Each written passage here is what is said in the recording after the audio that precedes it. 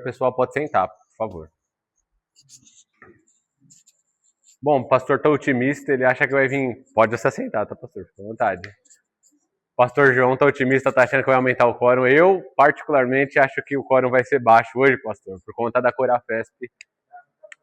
Eu acho que a gente foi um pouco teimoso de deixar, eu principalmente, mas eu acho que é importante a gente não cancelar a EBD, por isso que eu acho que é fundamental a gente ter, né?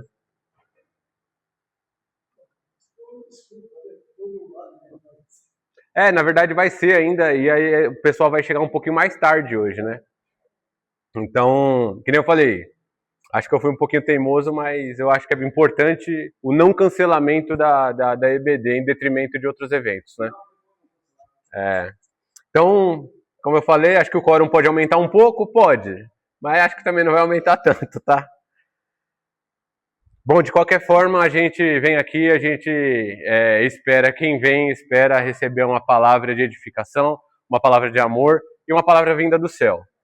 Meus irmãos, eu, mesmo com qualquer compromisso, o compromisso do professor, ele existiu, tá? Então, assim, a gente vai trabalhar a palavra, a gente vai tentar aprofundar no que for necessário para a gente conseguir entender o que está acontecendo e assimilar o ensinamento.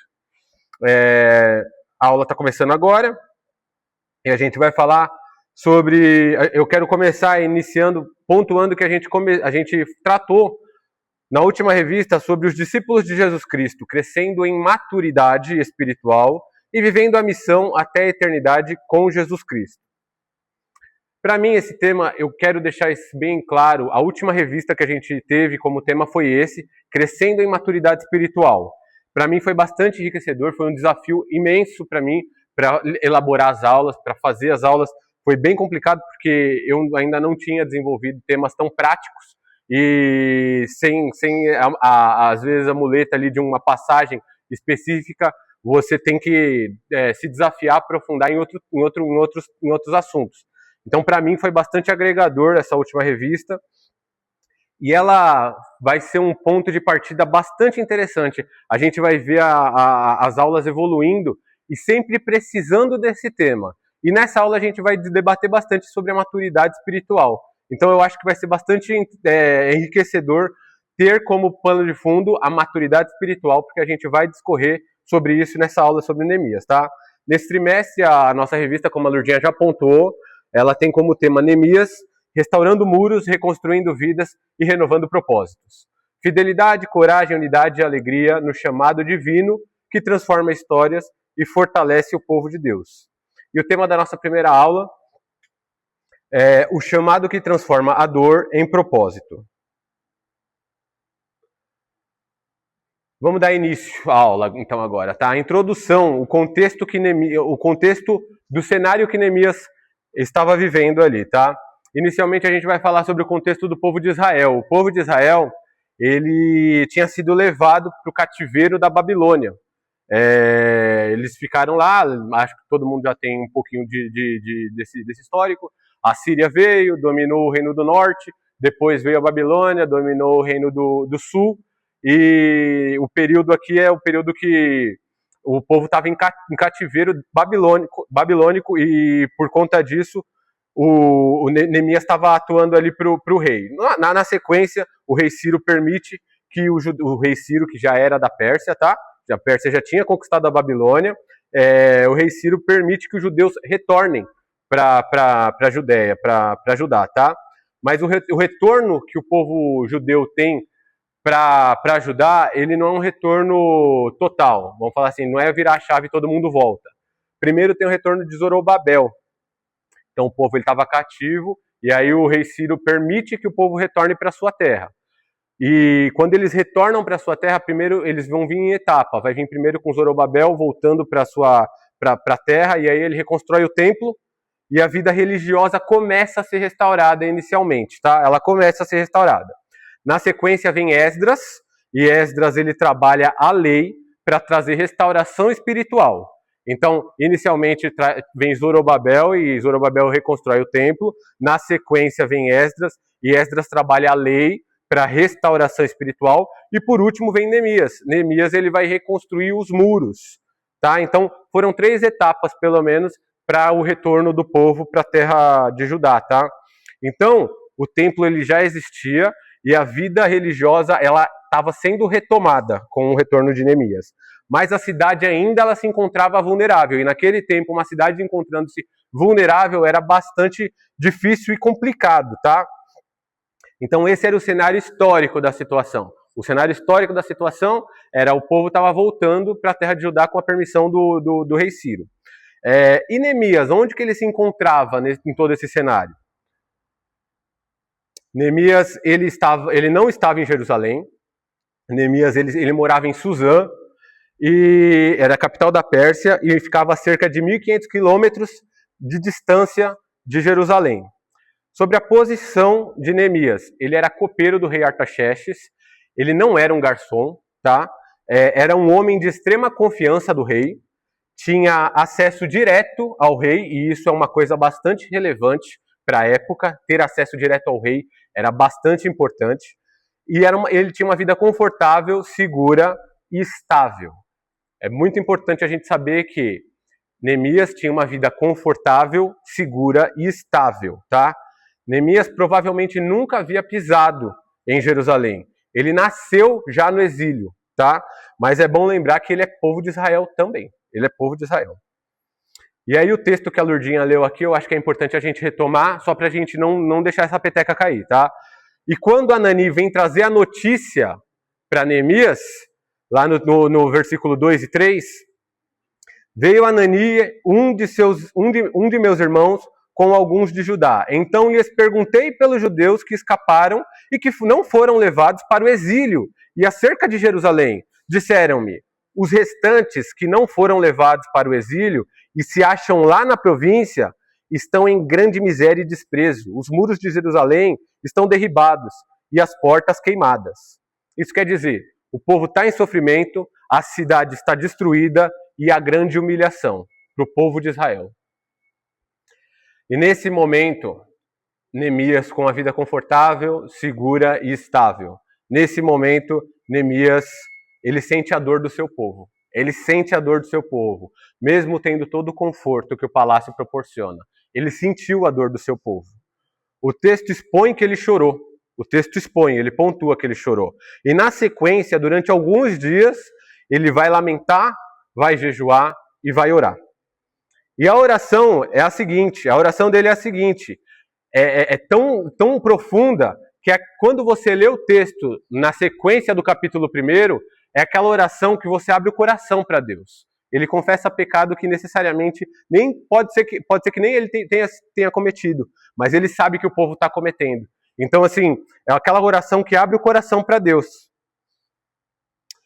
E eu acho interessante também entender, e aqui, gente, assim, quando a gente começa a lidar com Neemias, a gente vê tantos pontos para trabalhar que às vezes a gente tem que segurar um pouquinho para a gente não atravessar uma outra ala ou puxar um assunto que a gente não vai conseguir completar.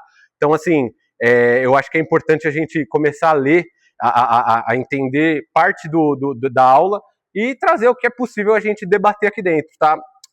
Assim, tá, gente, só adiantando, hoje acho que parte de vocês sabem que vai ter a Corafesp mais tarde, e então a aula ela vai ser um pouquinho reduzida para a gente não impactar um para o outro vai ter gente que vai para lá, vai ter gente que não vai, para a gente não ter essa dificuldade, ela vai ter a carga horária um pouquinho reduzida perante o que a gente está acostumado, tá? Só para a gente não ter esse impacto, e que nem eu falei no início da aula, eu opinei para não cancelar a aula, tá? Retomando a aula, eu acho interessante também como Neemias entendeu o seu chamado, tá? Mesmo ele estando numa condição confortável, segura e estável, ele entendeu o chamado dele. Porque Neemias, eu acho que isso aqui é um ponto que me pega muito. Neemias é gente como a gente.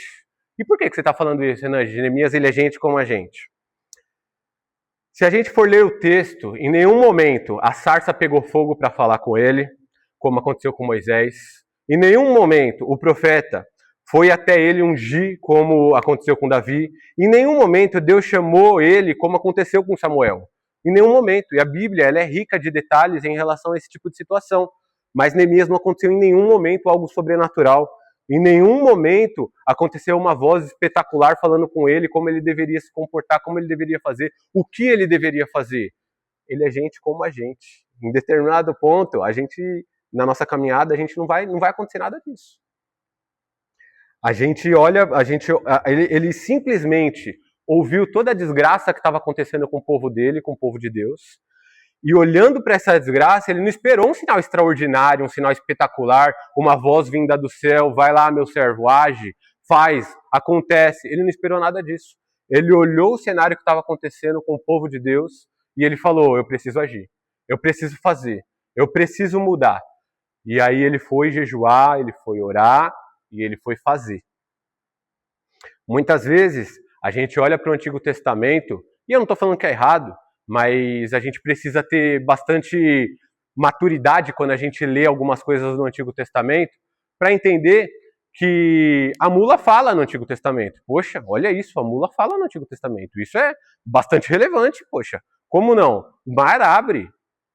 E aí muitas vezes a gente quer se colocar nesse mesmo lugar e achar que Deus vai falar com a gente desse jeito para a gente fazer a obra dele que tem que ser feita. Gente, não vai ser desse jeito não. Muitas vezes, e eu não estou falando que Deus não vai porque não pode, mas eu estou falando que não vai porque, assim, a gente sabe o que tem que ser feito. A gente já sabe o que tem que ser feito. Se a gente for esperar um sinal, a gente está pecando por omissão, como a gente vem discutindo nas últimas aulas também. E a situação que ocorreu com Neemias foi o que eu julgo mais normal de acontecer com a gente. Ele ouviu algo devastador, chorou muito, sentiu, mas não parou aí. Ele foi orar e jejuar durante alguns dias. Isso é bem próximo do que a gente vive. E às vezes, por distração, a gente comete alguns equívocos, né?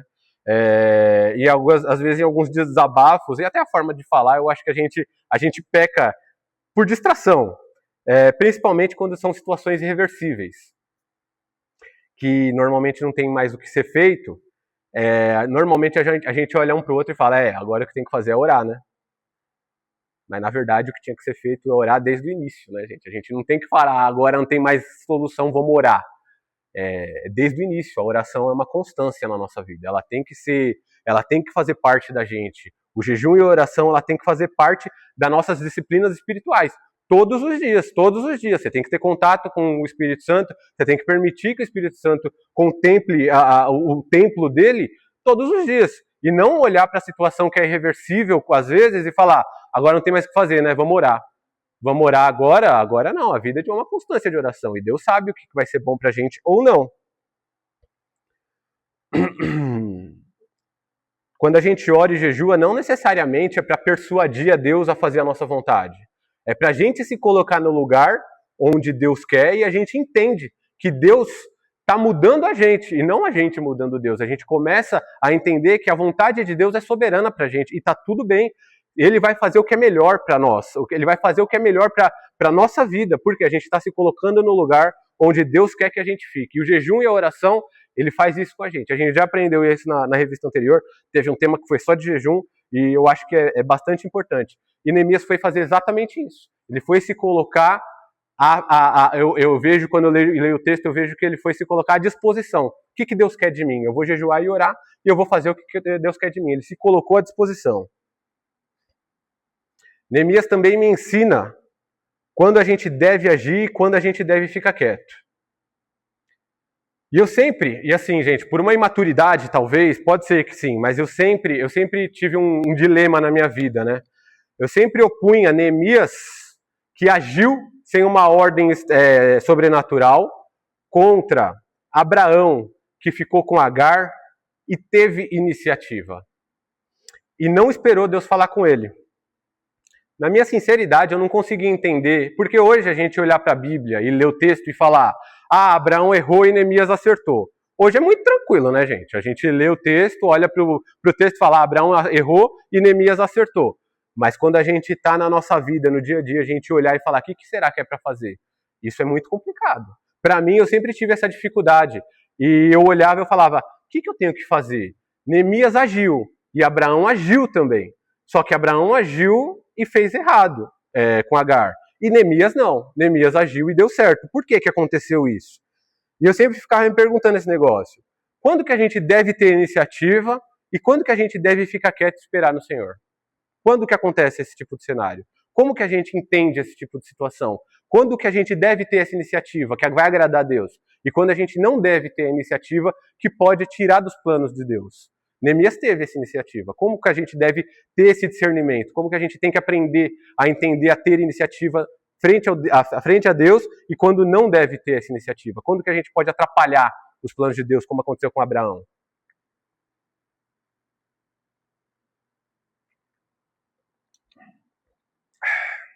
Um dia, fazendo um estudo, que eu nem estava procurando esse tema, tá? Isso aqui eu acho que eu tô expondo uma complexidade, uma problematização que eu tive, e eu não sei se é uma problematização que pode cercar a igreja. Eu estou expondo porque eu acho que pode ser. Mas quando eu estava fazendo um estudo e eu consegui entender sem procurar. E é fundamental entender se tais decisões que a gente vai tomar na nossa vida, ela pode ou não, ela vai violar ou não as escrituras. Essa é a primeira pergunta que você vai fazer. A decisão que eu vou tomar, ela vai violar as escrituras? Vai. Então esquece. Isso não é de Deus. Essa decisão você não tem que tomar. Acabou. Essa decisão ela não vai rolar, ela está errada. Mas a partir do momento que ela não viola as escrituras, eu quero fazer engenharia ou medicina como faculdade. Como que você tem que fazer? As posturas são iguais, é idêntico. Independente do que você vai fazer, a gente deve escolher, e o que a gente escolher, a gente tem que pedir misericórdia para Deus, e pedir discernimento, e pedir dependência dele sempre. Por quê? Porque mesmo que for engenharia, medicina, psicologia, o que for, Deus ele precisa estar na nossa vida. Em qualquer situação, ele precisa nos acompanhar onde a gente for. Às vezes, a gente está trabalhando em uma empresa e a gente gosta da empresa que a gente está trabalhando, mas é em uma outra empresa e oferece um emprego diferente, uma proposta diferente. E isso bate na gente e a gente fica com aquela situação. Pô, será que eu tenho que ir? Será que eu não tenho que ir? Será que eu vou? Será que eu não vou? Será que é plano de Deus eu ir para esse lugar? Ou é plano de Deus eu ficar? E você fica nessa batalha, você fica... Eu tô falando de mim, mas você fica com essa indecisão dentro de você, essa insegurança, que é normal do ser humano. E aí muitas vezes a gente quer que Deus fale pra gente o que a gente faça. A gente vem aqui e quer que o profeta que está lá pregando olhe pra gente e fale: eis que te digo, é a hora chegada de um novo tempo. Ou então, fique onde você está, servo meu. A gente quer essa comunicação direta e explícita. Por que a gente quer isso? Porque muitas vezes a gente não quer arcar com a responsabilidade de tomar a decisão.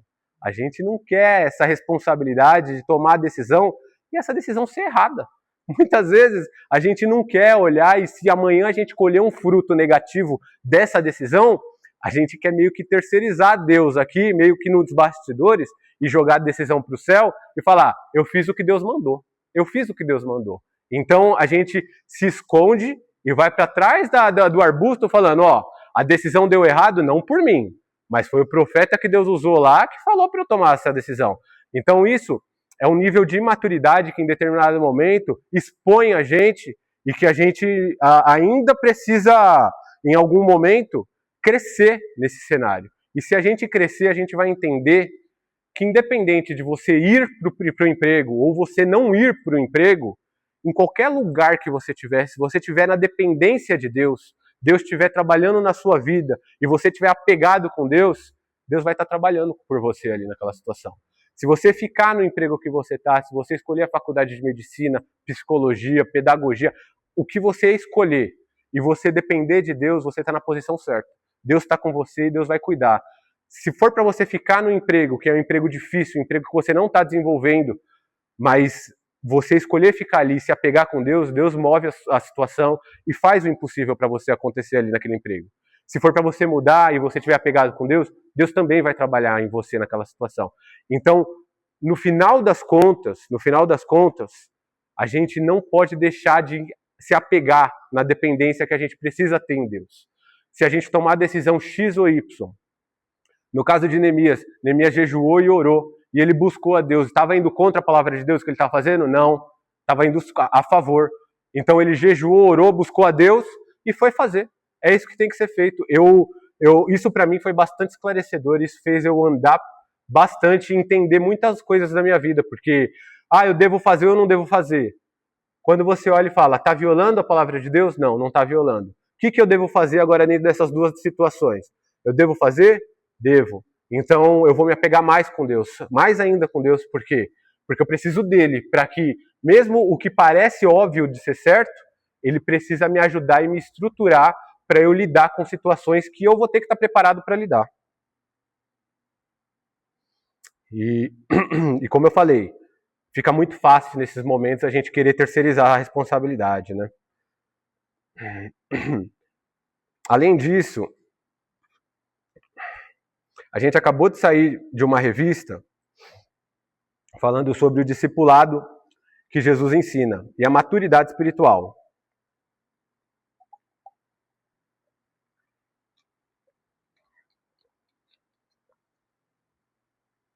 E a maturidade espiritual.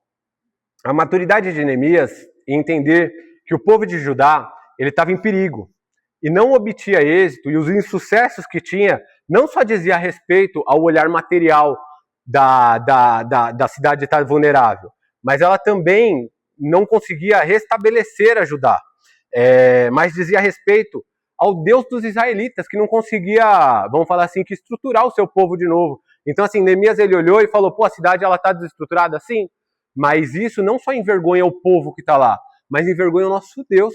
A gente precisa ter uma ação nisso, a gente precisa atuar de alguma forma nessa situação.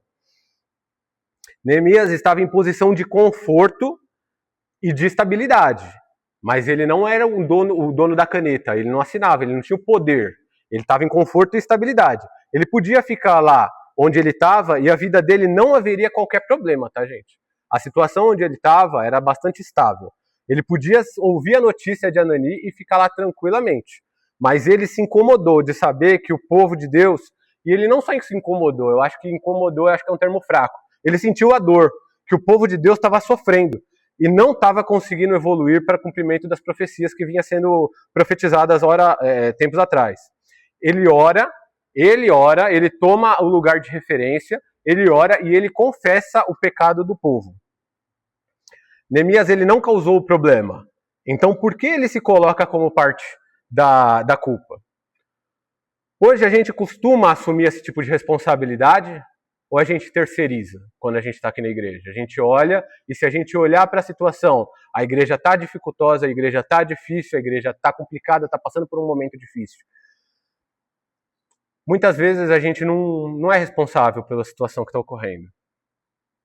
Mas a gente costuma assumir a responsabilidade ou a gente costuma terceirizar essa responsabilidade para alguém que está, ou que fez, ou que agiu de alguma forma. Neemias ele assume a posição de referência, ele assume a posição de liderança. Inclusive Neemias hoje é dito em muitas palestras corporativas, é usado Neemias como referência de liderança para palestras corporativas no mundo secular. Neemias ele é tido como uma referência de liderança. Ele sente a dor em saber que o povo de Deus está em posição vulnerável. E mesmo Neemias tendo a estabilidade que tinha na casa do rei, no palácio, ele sabia que ele precisava entregar o seu máximo para o reino. E que esse reino não era o palácio que ele estava, a casa do rei. Era outro lugar, o reino que ele precisava entregar. Ele sabia da capacidade que ele tinha e o que ele poderia fazer para estruturar essa entrega. E aqui eu queria trazer até uma experiência que eu tive ontem. Ontem eu estava na casa dos meus pais e em um momento lá eu encontrei com meu sobrinho, o Guilherme, ele tem 14 anos. Eu olhei para ele e eu comentei que eu tenho reparado algo aqui na igreja, aqui, né? E ele vem crescendo bastante aqui na nossa igreja. É verdade que a gente tem crianças hoje tocando instrumentos. A gente tem o filho do Elinho, a gente teve há pouco tempo o filho da Axa aqui também atuando. Crianças.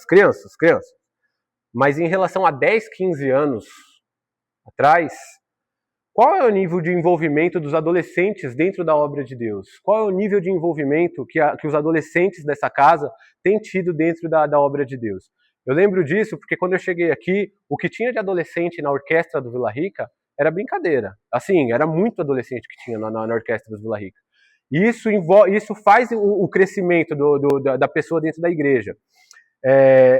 E eu falo isso porque muitas vezes eu acho que a gente lida errado com esse tipo de situação. A gente chama as crianças, os adolescentes, a gente faz... eles são o futuro da igreja, eles são o futuro da igreja, eles são o futuro da igreja. Isso dói meu coração quando eu escuto falando que os adolescentes, as crianças, são o futuro da igreja. Não. Como crianças, como os adolescentes, eles são o presente da igreja. Todo mundo ocupa um lugar enquanto igreja. As crianças ocupam como criança, os adolescentes como adolescentes, os jovens como jovens, e cada um deles vai ter uma responsabilidade que a estrutura dele permite utilizar essa responsabilidade ou não. Mas é fundamental que os adolescentes eles sejam trabalhados dentro da igreja. É fundamental que as crianças, porque imaginar eles são o futuro da igreja, tudo bem. Só que se tirar o futuro da igreja, quem que vai ocupar esse lugar de adolescentes dentro da igreja? A gente não vai ter? A gente vai tratar eles só como futuro? As crianças só como futuro? É fundamental que a gente entenda que todos os departamentos da igreja são a igreja hoje. A igreja acontecendo, ela está ocorrendo. A igreja ela está andando, ela está ocorrendo. Quantos potenciais músicos a gente já não teve aqui? Poxa, gente, a gente tem músico que está nos Estados Unidos, que começou aqui. Olha aqui, olha que absurdo isso. A Andressa falou para mim que hoje, acho que 90% disso, 90% dos músicos brasileiros que o Brasil exporta, 90% dos músicos brasileiros que o Brasil exporta nasceram na igreja, começaram na igreja. Olha isso, que absurdo. Isso é gigantesco. Como que estão os nossos adolescentes hoje aqui? Como que a gente está lidando com os nossos adolescentes hoje aqui? Hoje é uma provocação que a gente tem que fazer para nós mesmos. Como que a gente... tudo bem, a gente vai olhar para os adolescentes, é mais fácil a gente olhar para os adolescentes. Tá tudo legal. Vamos olhar para nós mesmos? Agora vamos tirar os adolescentes, que é mais fácil a gente pontuar os adolescentes. Vamos olhar para nós mesmos agora. O que a gente está fazendo aqui hoje? O que a gente está atuando? Como que a gente está fazendo? O que a gente está melhorando para a igreja? Como que a igreja está crescendo? Pode falar, Márcio.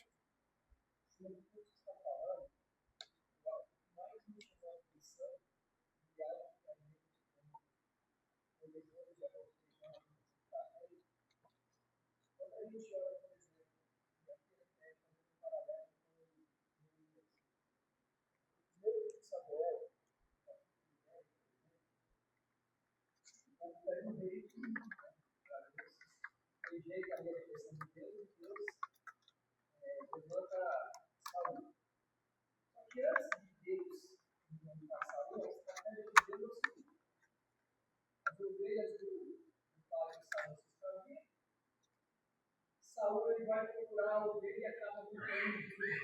Não foi procurar o rival.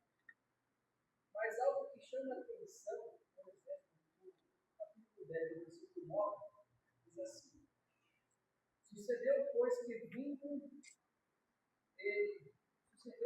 virando ele as costas para partir de Samuel, Deus lhe mudou o coração em pouco. Todos aqueles sinais aconteceram.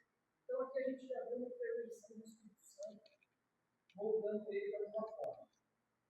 E parecido com o que aconteceu com Elias, a gente vê no capítulo 11, quando o povo vem, ameaça invadir o povo ali de Israel, e o povo não tinha força para nada, eles apenas lamentam e choram.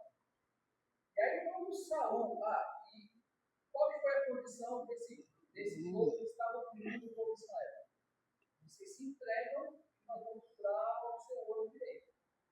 Esse aqui é o povo sem força nenhuma começa a chorar. E aí, no capítulo 11, diz assim: então, quando Saúl escuta o que estava acontecendo, no versículo 6 diz assim: então o Espírito de Deus se apoderou de Saúl, ouvindo essas palavras, e acendeu-se em grande maneira a sua ira, como se o Espírito tivesse trazido uma ira santa no coração dele, que levou ele a tomar uma atitude. E quando a gente vê o nosso contexto hoje, a gente precisa questionar nós mesmos quando a gente vê isso que você falou. A obra perecendo, e eu me falo nesse contexto. Todos nós, Márcio. A obra perecendo, a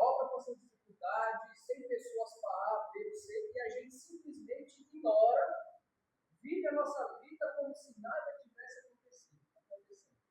E aí foi o ponto-chave de Neemias. Ele poderia ficar vivendo no conforto que a posição dele pegava para ele, mas algo dentro dele, né, e a gente sabe que o Espírito Santo no Antigo Testamento, e isso já dá para a gente, o Espírito Santo no Antigo Testamento agia de forma pontual, em contextos específicos. Hoje nós temos pleno acesso a ele e vivemos pior do que essa galera lá atrás que tinha ali pontual, né? Pontual. É. Então a gente, olhando esse contexto e vendo a dificuldade da obra, a gente precisa se questionar. Tem algo estranho dentro de mim?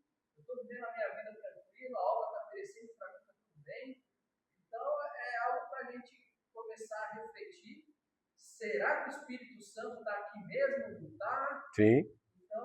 Então, eu endosso demais isso aí, pô, minha posição já expus aqui, o Márcio endossou, que eu pontuei na verdade, mas eu acho que é preocupante e assim, o inconformismo com a situação que a igreja vem passando, ele precisa existir, gente, ele precisa existir. O que eu falei agora, a gente vai se acostumando a ver menos adolescentes trabalhando, e eu dei o ponto da música aqui, porque adolescente normalmente ele não sabe o que ele quer, e quando a gente fala de adolescente é muito mais simples a gente pontuar, porque ele está no início da vida, ele não tem maturidade, a gente tem mais facilidade de entender o que ele está passando.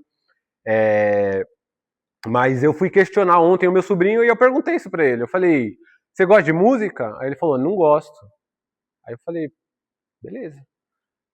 O que te incomoda na igreja? O que você olha e você fala, caramba, podia ser feito de uma forma melhor isso aqui? Aí ele respondeu lá as coisas dele, que ele entendeu. E eu normalmente acho que o nosso chamado, a nossa tarefa, a nossa melhor entrega, ela vai estar ligado com aquilo que a gente se incomoda mais. Se a gente olha, e eu vou dar o exemplo da minha sogra aqui, que ela está aqui, mas é só como exemplo, só como exemplo. Às vezes a gente olha, como é que está a assistência da igreja? Poxa, como é que está fazendo isso? Como é que está fazendo aquilo? Por que estão fazendo assim? Se isso está te incomodando, é importante você avaliar se você não tem chamado para isso. Talvez você tenha e você pode ajudar lá. A igreja está de braços abertos. Se tem um lugar onde aceita ajuda, é na igreja. A igreja ela vai estar de braços abertos para você fazer. Se você está tão incomodado com alguma coisa, se você está tão incomodado que nem eu pontuei, os adolescentes tá diminuindo aqui, poxa, a gente tem que ficar preocupado. Está diminuindo. Por que os adolescentes estão menos comprometidos com o que já teve no passado? Por quê? Isso tem que acender um sinal de alerta na igreja. A igreja tem que ficar preocupada com isso. Não dá pra gente olhar e falar, tá tudo bem, a época mudou. Não, poxa, a música ficou chata? A música mudou? Aconteceu alguma coisa? A gente tem que se tocar, a gente tem que começar a entender o que está acontecendo e agir. Porque se a gente começar a entender que isso aqui está ficando normal, gente, vai ser muito difícil o cenário da nossa orquestra mudar, o cenário da nossa igreja mudar, o cenário do comprometimento da entrega que a gente vem fazer aqui mudar. A igreja ela precisa começar a sentir dor, como Neemias sentiu, se lamentar, jejuar, orar e pedir para Deus alterar essa programação e deixar que Deus use a gente. O que o Márcio pontuou, eu vou endossar um pouco mais para frente na aula, mas é muito tranquilo. A gente vem aqui, senta e sai. Vem aqui, senta e sai. Vem aqui, senta e sai. É muito tranquilo isso. Não dá para a gente ficar desse jeito. A igreja ela precisa se coçar. E eu falo isso porque aqui ainda é uma comunidade de bairro, poxa. Aqui a gente ainda tem vínculo, a gente conhece, a gente conversa com os irmãos. A gente tem vínculo. Essas igrejas novas, normalmente, aí eu não quero banalizar falando e nem generalizar, mas eu acho que eu vou conseguir expor a minha ideia. Essas igrejas mais novas, essas chamadas de parede preta, a galera vai, entra e sai mesmo. É um à la carte. Não quer vínculo com ninguém. Não quer vínculo com ninguém, não quer se tornar um corpo. É cada membro andando por si só, não quer nenhum vínculo. Então, assim, é isso que está acontecendo com a igreja. Isso está certo? Isso é a igreja que a gente quer? É a igreja que a gente acha que vai ser forte, que vai ser relevante lá fora? A gente precisa olhar isso. O povo está perecendo. A gente está sentindo dor? Neemias sentiu.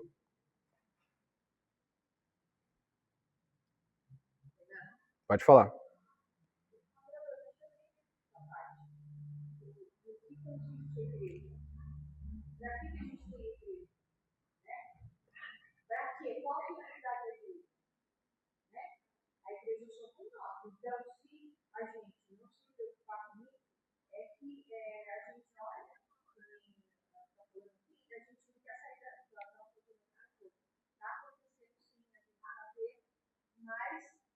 gente muitas vezes tem a estava falando. Não é minha responsabilidade. O cargo é de fulano, o cargo é de fulano. É ele que tem que fazer. E aí a gente ainda critica, né? Alguma coisa. Então eu acho que para fazer, para criticar, a gente tem que também dar um negócio da gente também e ver, porque às vezes a gente pode ter desculpa. Eu falo de mim mesmo, assim, né? Às vezes ver negócio, ver mostrar, e aí a gente querer fazer mais não peguei isso nessa responsabilidade. Mas se Deus está mostrando, saia da zona de conforto e vai lá tentar fazer o seu melhor, né? Ali que você pode. Mas a questão hoje é que a gente está muito assim, acomodado, a gente está muito assim, olhando as coisas ali, e é que fica falando, a igreja é nossa. Se a gente não fizesse a igreja, vai falar? Por quê? A igreja que Deus deixou aqui é nossa. Porque Deus não precisa disso. A igreja, para a gente se reunir, para a gente estar um corpo de Cristo ali, é para nós. É para a gente ir lá, buscar a Deus, adorar a Deus, se reunir para falar do nome do Senhor. É isso. Agora, se a gente se acomodar e ficar assim, e ter as suas dificuldades que Deus está passando, e não fazer nada, nem falando de adolescente, de jovens, a gente estava conversando a respeito de viver lá em casa, e ver que às vezes é difícil, que não tem pessoas. Eu nem sei, eu olho assim, e você olha a situação da igreja há uns anos atrás, e era cheio, e eu tenho uma coisa, eu falo, até para a igreja, eu me esqueço muito, que me abate, eu olho assim, profunda tristeza de ver a situação hoje, né? E eu acho que porque nós, às vezes, mais velhos, mais experientes, olha e diz assim, que a gente quer. Eu sou como diz, eu estava mal, né? Não, você está aqui, você está em vida. E assim, né? Assim, a, a, A Bíblia nos ensina muita coisa. Se a gente morrer, a gente guarda para a gente mesmo, né? Porque se for falar a verdade, o que você vai falar? Você fala a verdade e a turma não aceita também. pastor, e aí assim, O que a ceia fala para nós? o que o senhor quer falar com isso? Não é um só corpo. Sim. E por que a igreja não é um só corpo? É tudo cheio de divisão. Nós estamos em construção. Nós estamos em construção. Construção com divisão não pode. Sim, mas e assim, né, pastor? E aí eu vou pontuar, assim, o que eu peço para Deus todas as vezes mesmo. Evidente, a gente tem que falar a verdade. Eu acho que é fundamental a gente falar a verdade. Mas eu peço para Deus uma sabedoria para a gente falar com amor. Porque a gente precisa falar com amor, porque senão a gente chuta. Sabe por quê, pastor? Eu venho fazendo exercício e eu venho percebendo que falar a verdade é muito simples. É muito fácil a gente chegar aqui e soltar os cachorros em todo mundo. É muito simples fazer isso. De verdade, às vezes é a posição mais fácil. A posição mais fácil é você olhar e falar pecador, pecador, pecador e sair atirando para todos os lados. O difícil é você olhar e falar, eu preciso falar que todo mundo é pecador. Como que eu vou falar? Inclusive eu.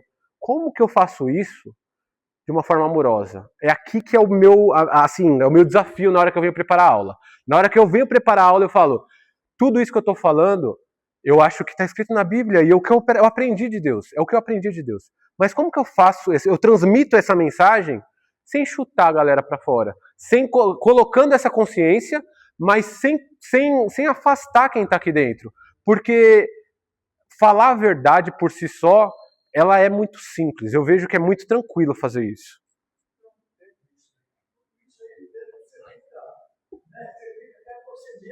Sim. Sim. Mas o que eu quero dizer, está entrando muita coisa, cada um quer assumir um trabalho. Entendeu?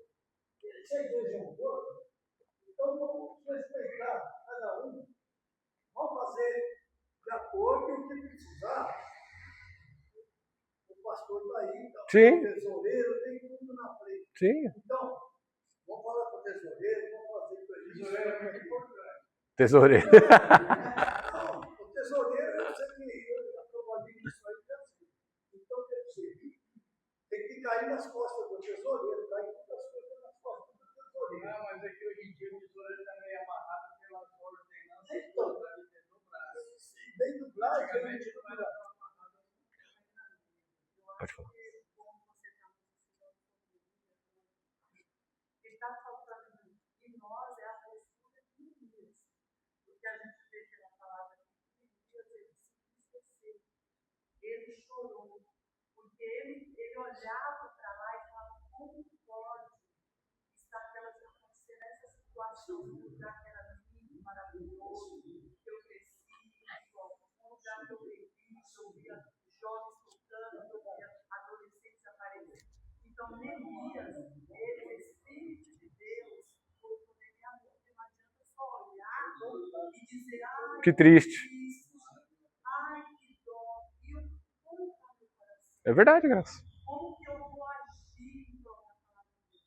Eu sei que Graça, eu não posso abarcar isso, mas, poxa vida, eu não posso ver uma pessoa triste lá, de repente mandar uma mensagem, compartilhar, visitar. Como não, né? Como você falou, às vezes as pessoas só criticam, a pessoa não sabe como é o centro social da igreja do Deus, porque as pessoas não sabem o que o outro está passando. Sim. Então, o que falta em nós, às vezes, até em mim, é a misericórdia, é o amor. Não é só nós estar olhando, estudando, falando mais, eu acho que o que está faltando às vezes na igreja de todo é o amor. O que eu estou fazendo para isso? É verdade.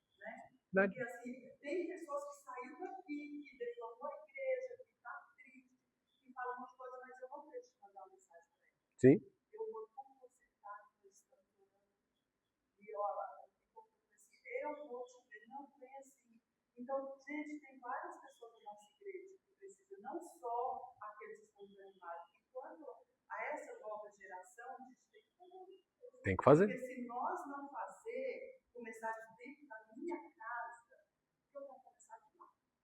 Eu tenho que sentar, eu tenho que insistir, eu tenho que ver o que está acontecendo, eu tenho que insistir com os meus. Claro. Não eu cruzar os lados e dizer: ai, porque fulano não gosta disso, porque esse plano. Porque jovem é assim, nós já fomos jovens. Quando eles cresceram, eu já tinha meus 3 filhos. Os 2, e a pessoa falou: minha filha nunca gostou de aprender.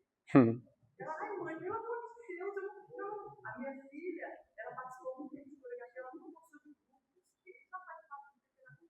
Mas nós insistimos, nós começamos. Então, falta de nós, começar a ter como nosso lado. Porque às vezes, muitos lados que tem 2 adolescentes, tem 3. Claro que é. Seja filho, seja neto. O que nós estamos fazendo? Claro que é. Porque nós fazemos. Claro que é verdade. E é resultado da nossa casa. E assim, se tem um lugar que não é prejudicial, é aqui. Aqui vai ter os erros, vai ter defeito e a gente precisa entender isso. Mas esse lugar aqui, ele nunca vai ser prejudicial para ninguém. Para ninguém. Isso é um lugar santo. Agora é uma coisa, a pessoa tem que aprender. Por exemplo, Você já fala, tá, Demi? o pastor dá a oportunidade, vamos, canta o hino.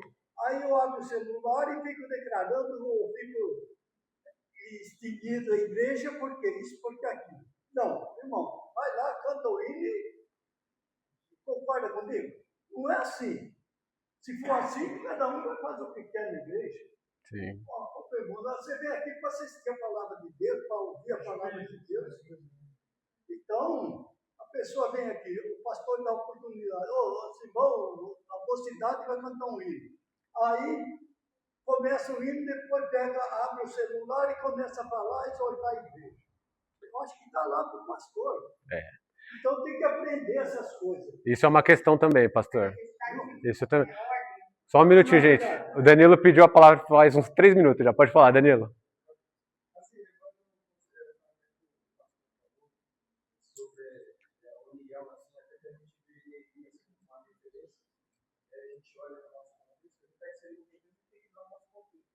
Claro.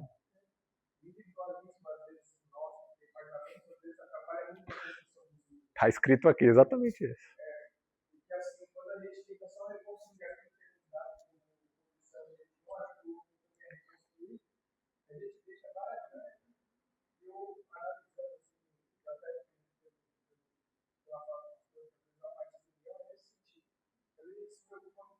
departamento de risco da população, esquecemos que nós somos um povo, uma unidade. O braço não vai sair se esticando se o ligamento não se ajudar. Então, a gente tem que dar uma consciência, né? É verdade. A ligação do pastor pela música dele. O cabeça é Cristo. Se a gente unificar isso como um escritor, às vezes sentimento de, poxa, a gente sozinho, se cada um pegar um tijolo, o que a gente vai fazer, tacar e vai virar um. Mas se a gente se unir, eu acho que não é essa dificuldade. As pessoas que estão guiando os departamentos olharem e dizer assim, meu departamento faz parte do povo, se eu preciso não separar ele, fazer ele crescer individualmente. A gente tem essa dificuldade de adolescente, então a gente tive essa dificuldade de inserir, por exemplo, igual eu falou, como que a gente vai pegar os nossos jovens, nossos adolescentes e inserir eles no corpo do ministério, como pessoas que realmente vão exercitar. Como igreja. Como igreja. Isso mesmo.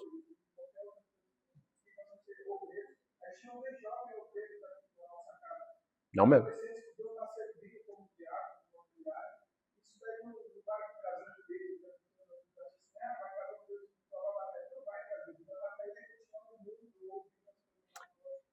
E dentro de tudo que o Danilo tá pontuando, isso eu pontuo do meu sobrinho, tá, gente? Eu tô falando isso, o meu sobrinho tem 14 anos de idade e eu quero ver ele aqui dentro. E eu não quero ver ele aqui dentro porque ele tá cumprindo uma agenda de vir aqui e cumprir uma agenda.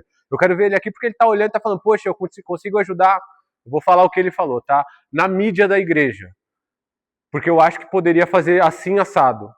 Cara, eu quero que ele venha aqui, ele chega em casa e ele fala, pô, vou fazer X, Y, Z e W, eu quero fazer bem feito, eu quero fazer com excelência. Eu quero fazer não para cumprir a agenda da igreja, mas porque eu sei que isso pode ajudar o reino. É para Jesus. Pode falar, mais.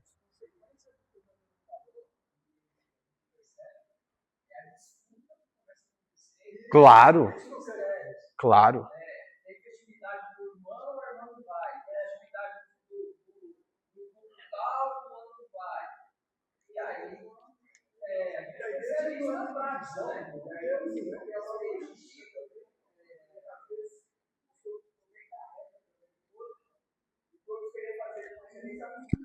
Exatamente.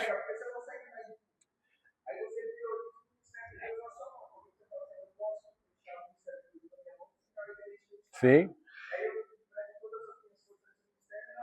E dane-se os outros, né? A igreja, tá escrito isso aqui, ó, a igreja ela carece de ajuda da força de cada um de nós. É de cada um de nós.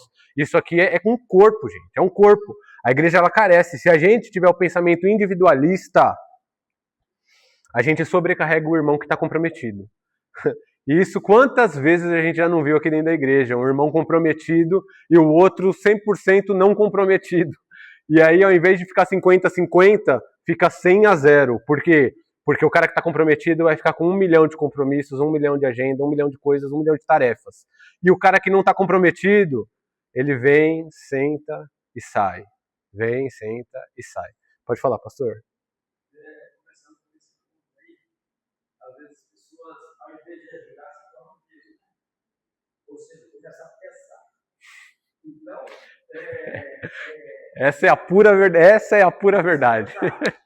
Então, assim, isso aí que o senhor apontou sobre os adolescentes é apenas um dos sintomas, uma pontinha daquilo que acontece no geral. Então, se estamos numa construção, se cada um carregar um tijolo, a construção já anda. Eu estava esse dia meditando sobre o poder da unidade. Então, baseado ali na torre de Babel, quando o povo era um na construção. Deus quis dividir e aí estava tudo errado ali, né? Estava tudo contrário a Deus. Então, Deus quis dividir. O propósito não era adequado, né? Quando eles estavam unidos, sim, a obra ia render. Então, a unidade, a união, ela tem um poder muito grande. Né? Muito grande. Então, assim, esses sintomas, essa situação que nós vivemos hoje, olhando para a nossa igreja, foi um modo geral para o nosso campo do ministério. Assembleando, assim,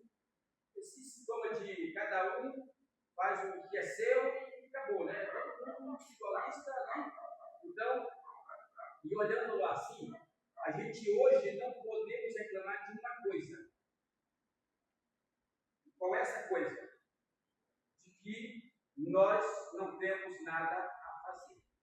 Isso é verdade. Nós temos sempre algo a fazer. Como temos? Tem situações aí gritantes. Isso é verdade.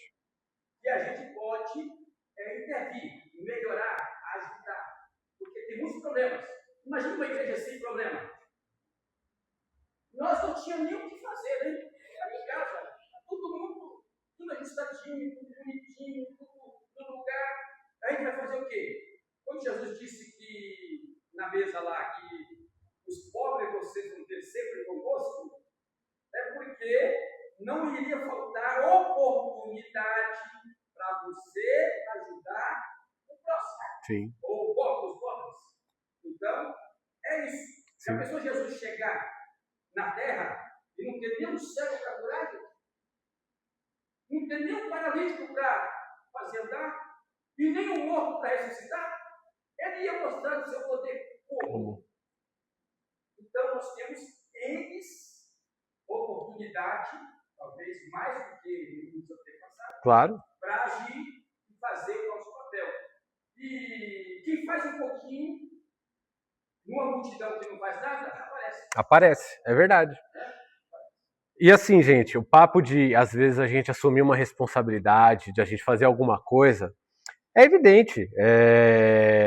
Isso vai trazer algum desgaste. O compromisso, ele vai trazer algum certo desgaste.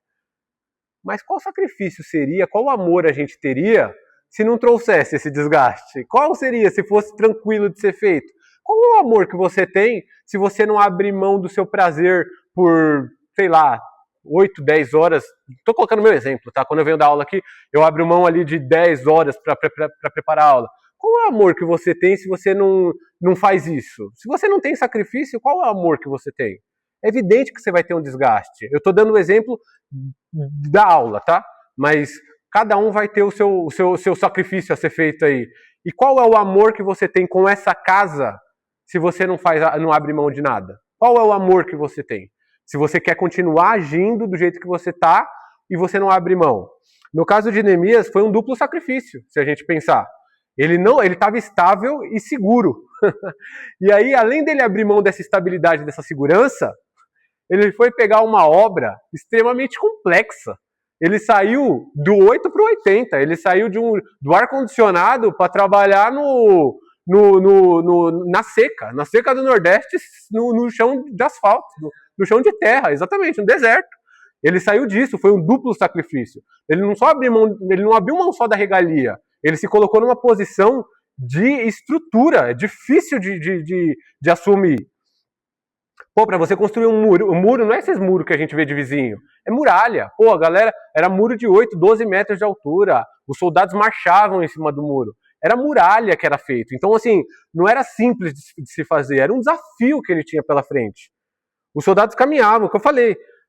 E muitas vezes a gente precisa fazer esse sacrifício duplo.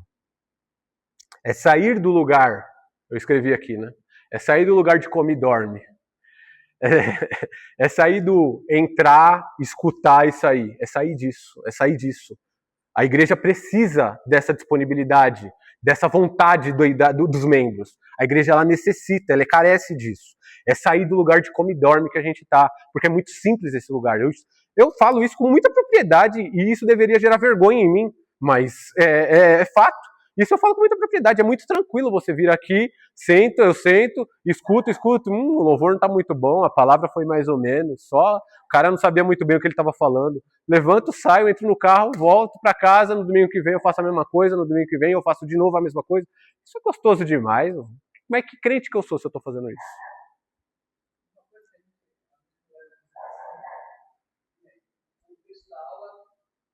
Se a gente perceber, ela está nos chamando a uma missão, uma responsabilidade que cabe a nós. Mas, do outro lado, muitas vezes as pessoas que não atendem esse chamado deixam de viver o poder que o Espírito Santo tem de nos capacitar a fazer certas coisas. O poder que o Espírito Santo tem de mudar algumas intenções no nosso coração, algumas inclinações. Ou, de repente, a gente vê algo que a gente não se imagina fazendo, não tem capacidade para isso, e de repente a gente começa a fazer e as coisas começam não ligávamos, que a gente não dava nenhuma importância, e a gente começa a dar, porque esse poder do Espírito É verdade. aquele que não se rende não conhece.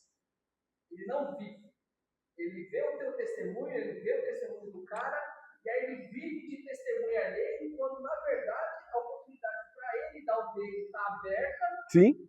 E ele está vivenciando isso. Nossa, é pura verdade. Eu falei isso ontem pro meu sobrinho. Eu falei, e quando a gente se coloca na posição, o privilegiado é a gente. O privilegiado é a gente. O privilégio vem para nós. Eu falei pro meu sobrinho ontem, eu falei, quando eu comecei a dar aula, você pode falar que a minha aula é chata, você pode falar que ela é prolixa, você pode falar o que for.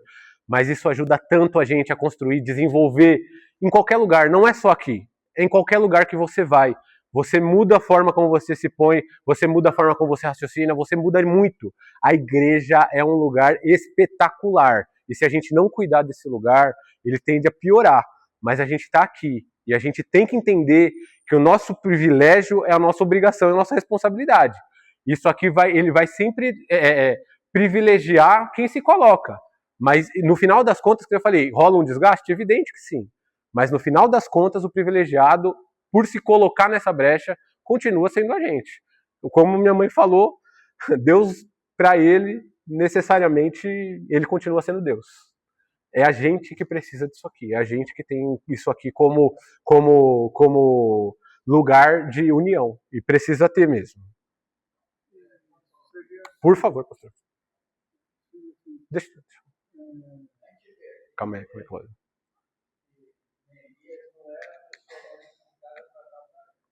Nem um pouco de concordo, nem um pouco.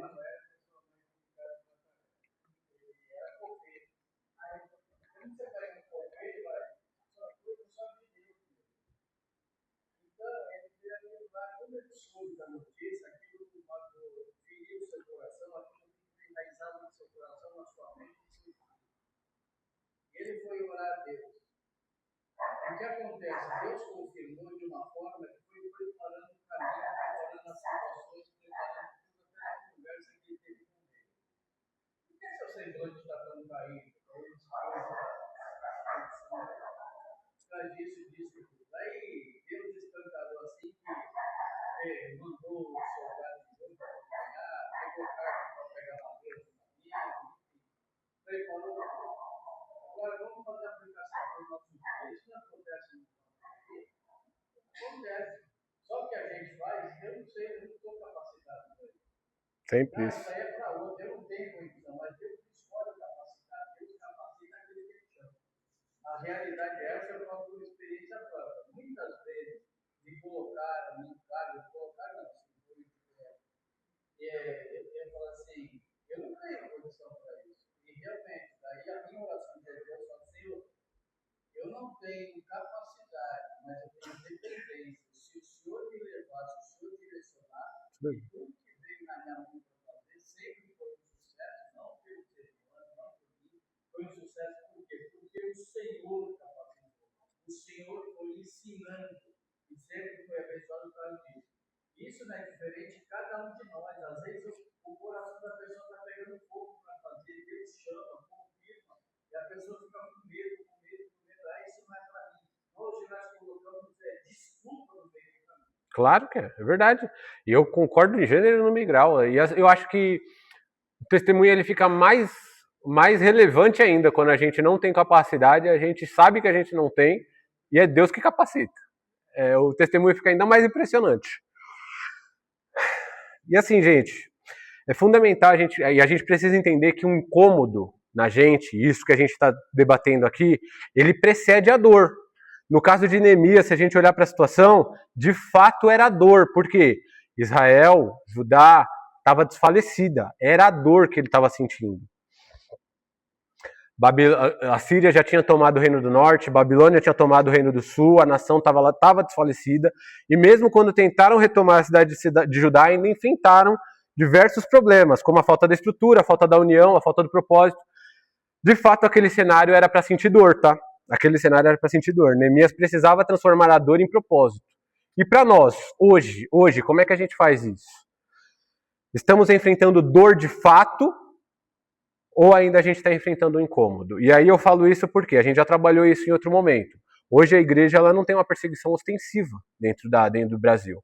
É evidente, quando a gente olha para outros lugares, a gente vai olhar e vai falar Nigéria, Somália, a gente tem de fato uma perseguição bastante ostensiva e dificultosa, e isso tem que gerar dor na gente. É fundamental que gere dor, mas hoje no Brasil a gente não tem essa dor de perseguição ao cristianismo para a gente não poder celebrar nossos cultos. A gente não possui essa dor. E a gente vai esperar o quê? Para a gente começar a agir. A gente vai esperar que a gente vai precisar que essa dor, que esse incômodo, que hoje é um incômodo, se torne uma dor para a gente começar a agir? Pode falar.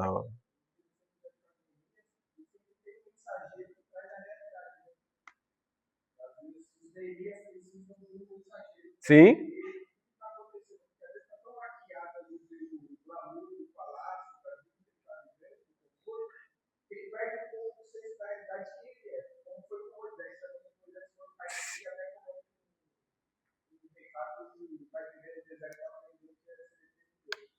Mas é muito importante nessa colocação, é o mensageiro.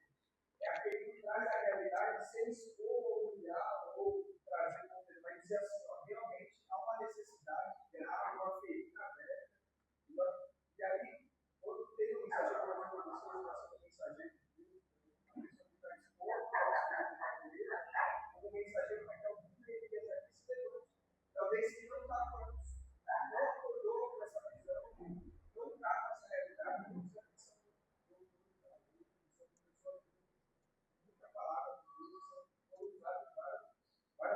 Sim. São pessoas aqui, se eu olhar aqui, eu vou estar mudando, mas são pessoas que viram a glória de Deus se manifestar aqui. Talvez você seja mensageiro mostrando o efeito que a pega, vocês são os deles que Sim. podem fazer o que a nova geração está fazendo. É. Sim. É fundamental. Sem o mensageiro, Neemias não ia sentir dor alguma e não ia acontecer.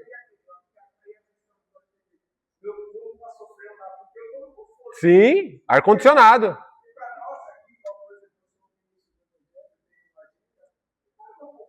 Claro.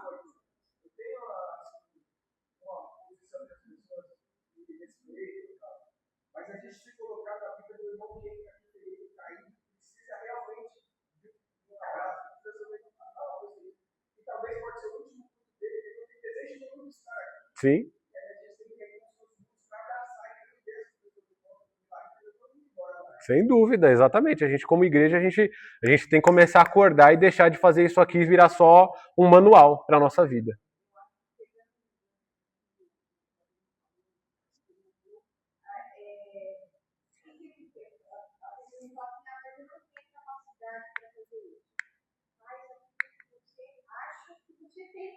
E daí, Deus vai te ensinar. Quer dizer, a gente precisa ter um coração voltado na hora de Deus. Eu falo assim, eu já tive muito no passado. Hoje eu não estou mais assim. Deus me cobra bastante isso. Então, quer dizer, a gente precisa ter um coração voltado. Não é porque você tem um trato, você tem uma. Eu tenho um trato para isso, você não. Não! Você está ali, você pode usar, você pode fazer alguma coisa para ajudar aquele irmão que tem aquela responsabilidade. Ele tem aquela responsabilidade. Vou ajudar ali, colaborar com o que eu posso. Sim. Né? Porque às vezes a gente vê assim e fala assim, eu não posso e não tenho capacidade para aquilo. Faz aquilo que você acha que você pode fazer. É um coração voluntário para ajudar. Eu vou ajudar aquele irmão que está precisando aqui. Sim. Eu vou ajudar aquele irmão ali. E não só cobrar, né? Mas ajudar. Sim. Ô, Lourdinha, se quiser passar a oferta, eu não sei se já passou, mas é que eu falei, gente, eu queria terminar um pouquinho mais cedo hoje, mas acho que não vai rolar. Desculpa, tá, gente? Desculpa, é isso. Gente, mas muitas vezes a gente tem que se perguntar. A gente também não está inerte, é o que vocês falaram aqui. A gente não está inerte a essa situação, a gente precisa se perguntar isso.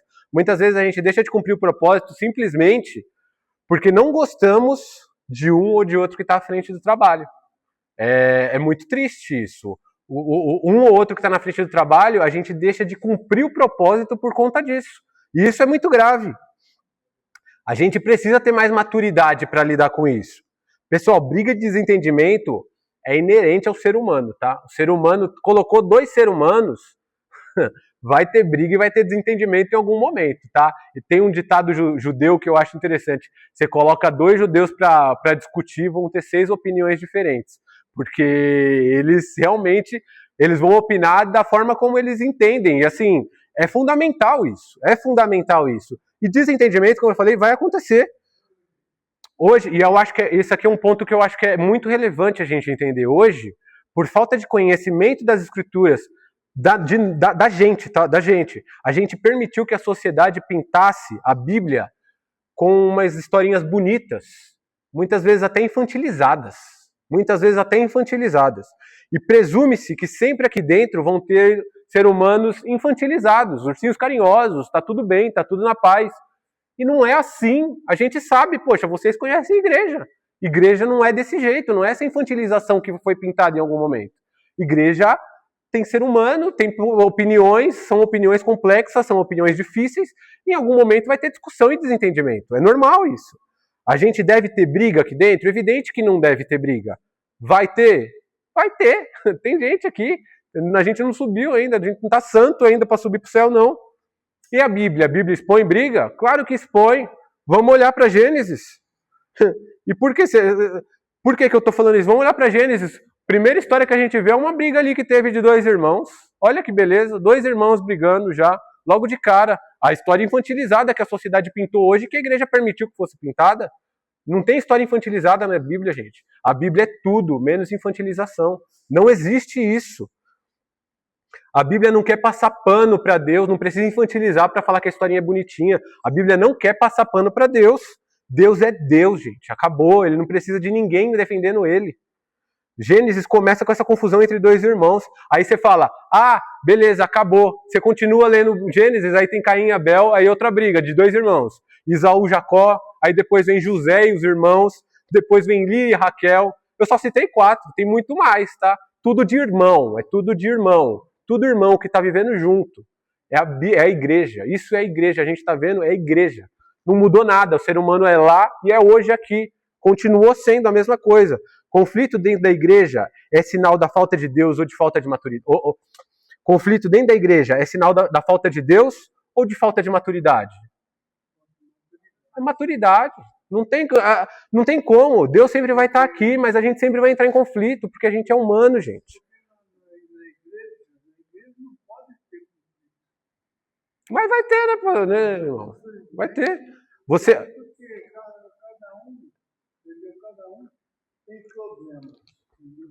Então, seja assim, vamos se deixar o problema em casa e vem para a igreja para adorar a Deus. Sim, e aí eu faço uma pergunta que quando eu estava fazendo foi dolorido de eu responder.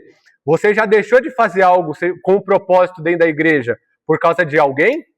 Você já olhou para alguém e falou, não vou fazer porque é fulano, porque é cicrano. A gente já deixou de fazer algo dentro da igreja por causa de alguém? É bom a gente pensar nisso. O problema é o conflito ou como a gente reage a ele? É fundamental a gente entender isso. O problema é o conflito ou como a gente reage a ele? Porque, como eu falei, o conflito ele vai existir. A reação ao conflito é o que diz o que o cristianismo está fazendo com a gente ou não. A gente precisa entender. Esse conflito ele vai existir. Pode falar, pastor.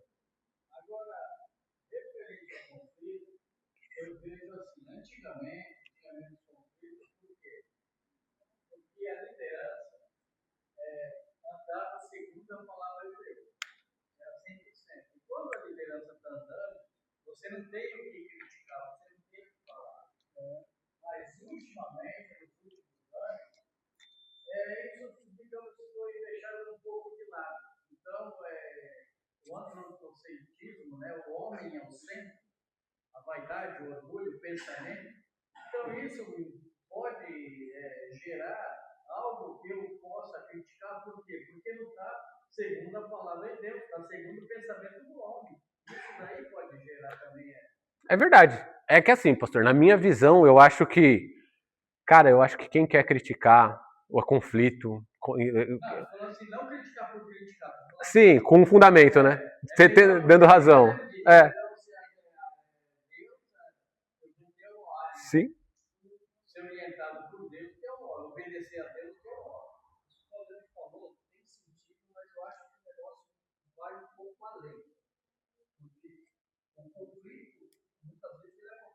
nós irmãos mesmo.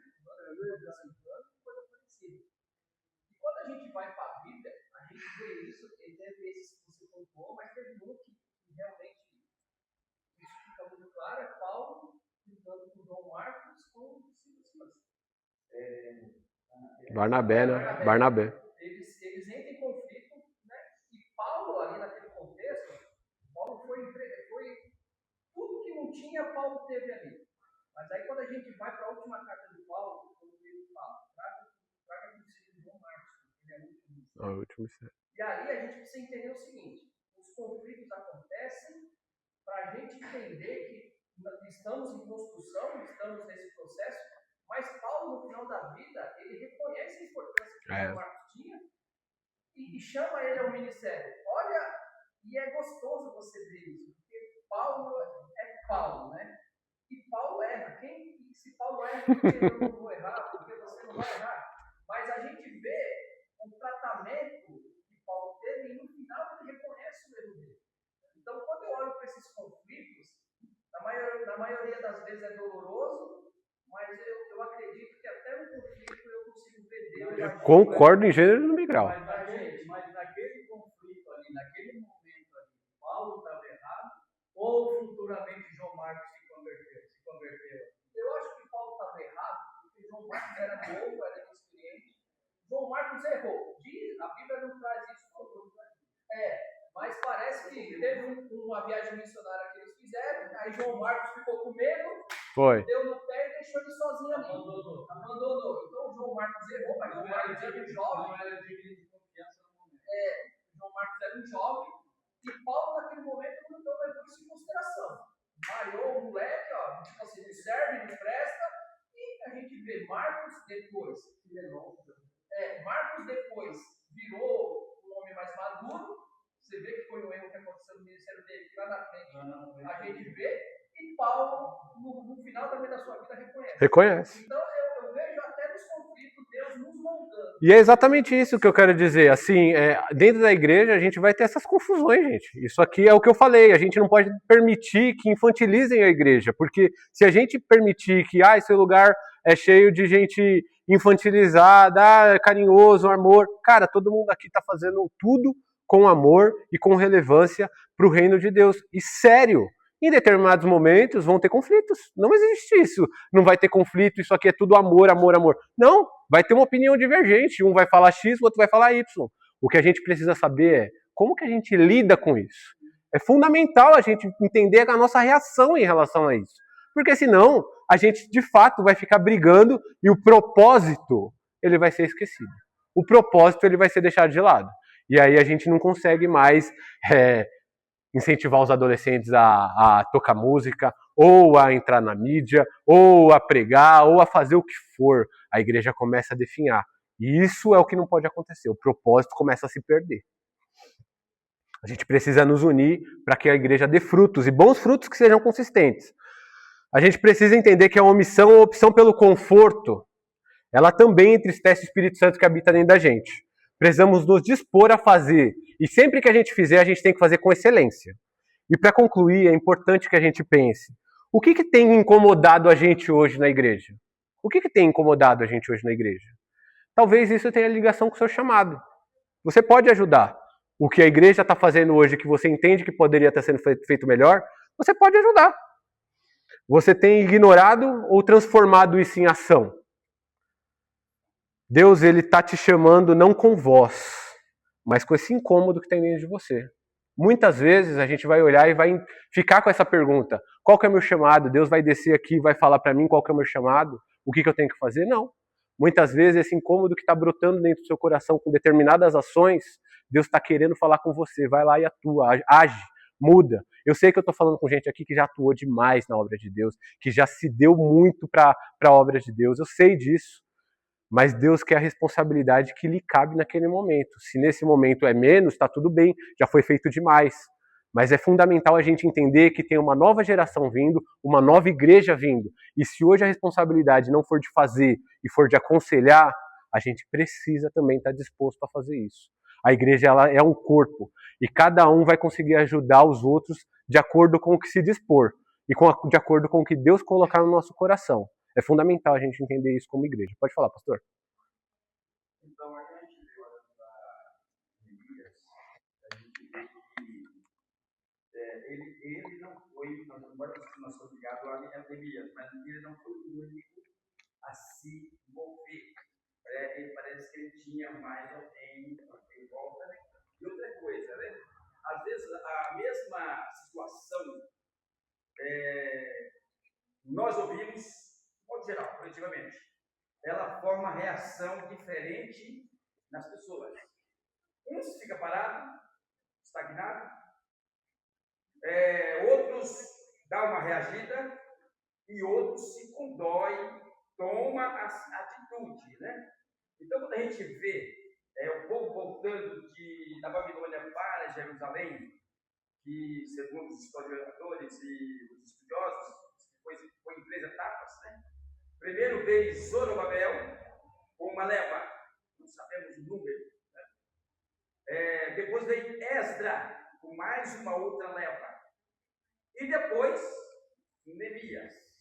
Né? Então, os três líderes, eles estavam na mesma comunhão, com a mesma visão, olhando para o futuro de Jerusalém, talvez com o mesmo amor, a mesma dor, sentindo a mesma situação. Então, assim, a gente não faz nada sozinho, né? Fazemos algumas coisinhas? Fazemos. Mas numa conjuntura grandiosa dessa, precisava de uma união de muita gente para fazer. Né?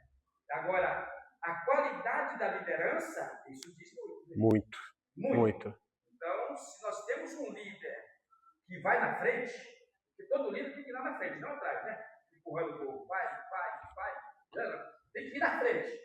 E esses 3 aqui, eles foram na frente, pegaram na cabeça da coisa e resolveram, é claro, na autoridade de Deus, Santo, estava agindo dele, isso aí é muito.